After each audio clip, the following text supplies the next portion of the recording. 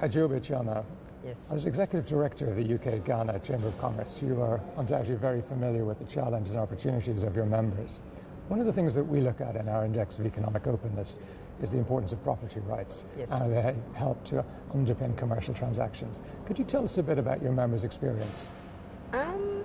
So in Ghana, that's quite a challenging area. You know, depending upon which part of Ghana you're trying to acquire commercial land, it might be simple because it's not a homogeneous land title ownership process. And so you would find that in an area like Greater Accra region, it can be quite difficult because you might discover that perhaps the vendor that you're dealing with might not be the actual owner of the land. And so you might end up paying about 2 or 3 different people for the same piece of land. And so it can become quite expensive to acquire commercial property. In order to avoid that, what then tends to happen is that you have to get a law firm or some lawyers who are well versed in property law in Ghana to undertake legal due diligence for you. And so you might find that it might take you quite a bit of time to find suitable land.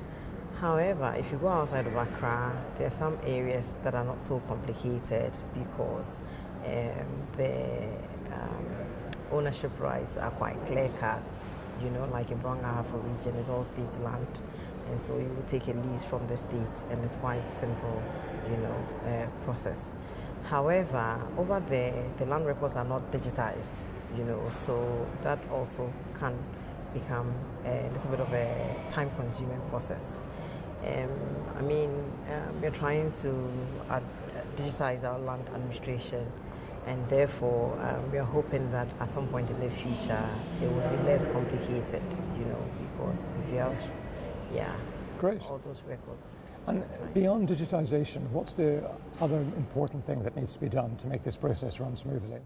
Do you want to think about it for a second? You see, the thing is, because the records have been sort of like manual, it's been a huge challenge because if you have paper records and the sum of the history has been relocated from that file, or perhaps at some point a dummy file was created, so in some transactions you'll find out that with the same transaction number you'd have 2 or 3 files.